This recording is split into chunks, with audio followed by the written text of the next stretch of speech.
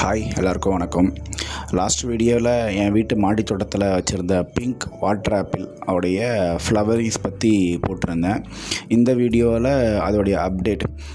இப்போ அந்த ஃப்ளவரிங்ஸ் எல்லாமே ஃப்ரூட்டிங் ஆகிடுச்சு. அதோடைய அப்டேட் தான் இப்போ நான் ஷேர் பண்ணுறேன்.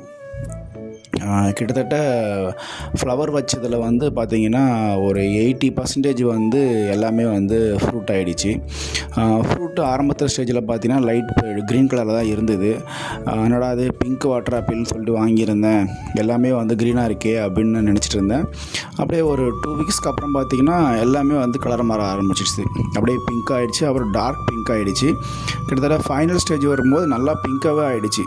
அதோட டேஸ்ட்டு சொல்லப்போனால் ஒரு நல்ல டேஸ்ட்டு.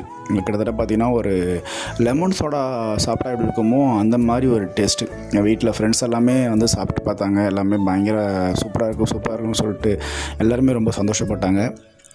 அந்தளவுக்கு இந்த ஃப்ரூட்டிங் நல்லாயிருக்கு.